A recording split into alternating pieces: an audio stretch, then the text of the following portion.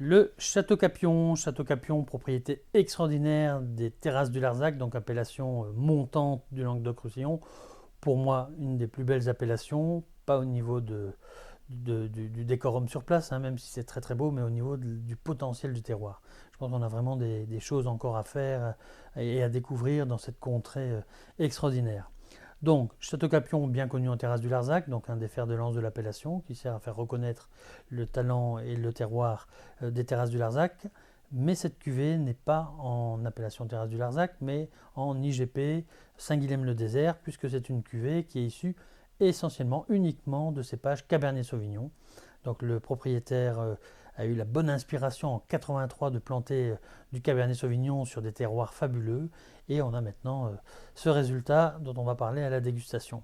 Donc le cépage Cabernet Sauvignon, grand cépage rouge qu'on trouve à Bordeaux bien sûr, hein, plus dans le Médoc, qui produit des vins rouges extraordinaires, qu'on trouve un peu partout dans le monde.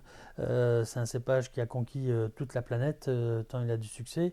Et donc nous allons voir l'expression de ce cépage sur un terroir comme les terrasses du Larzac, donc sur des sols un petit peu calcaires. Donc ici, au niveau de la robe, on a une robe d'une intensité extraordinaire, donc robe très soutenue, des reflets encore un peu violacés, mais qui partent doucement vers le brun. Quand on voit le bord du disque, hein, le long de la paroi du verre, on a des reflets bruns déjà, une robe bien brillante. Au niveau du nez, on a un nez qui est déjà très complexe, donc on se dit tout de suite que là, on est en présence d'un grand vin. Donc on a un nez, c'est Cabernet Sauvignon, donc ça fait un peu cassis, ça fait baie de cassis mûr, presque un peu surmaturé, avec un côté un tout petit peu baie de genévrier, comme ça, des notes délicatement vanillées. Ce côté un peu boîte à cigares, comme ça, un petit peu tabac, magnifique, un peu bois de cèdre. Ah oui, quand on le travaille, on a un côté un peu floral, on va sur des touches peut-être un petit peu de pivoine, comme ça,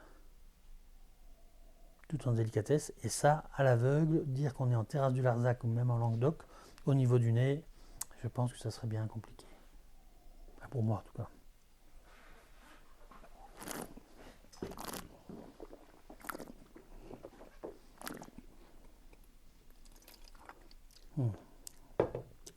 Alors en bouche, on a une superbe matière, mais sans lourdeur. C'est là qu'on voit qu'on a un terroir qui est très intéressant. Donc on a des raisins qui arrivent à maturité, mais ça manque pas d'acidité. On a une structure tannique qui est là juste comme il faut.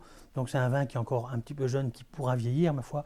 Si on sert ça maintenant à table, je pense que les amateurs seront ravis aussi, parce qu'on a une belle expression du cépage Cabernet Sauvignon dans toute son élégance et sa finesse, quoi. Mais ça, bon allez, dans 5 ans, 10 ans, je pense qu'on a une bouteille monumentale qu'on se fera plaisir à servir dans les soirées de dégustation à l'aveugle. Ceci dit, à servir maintenant, donc comme je le disais, très plaisant, mais on pourrait le carafer avant de le servir pour que ça s'ouvre encore un petit peu plus. Et pour l'accompagnement, Cabernet Sauvignon taillé comme ça, c'est l'accompagnement des viandes rouges, servies rouges. Je pense que ça fonctionnerait à merveille. Bonne découverte. Au revoir.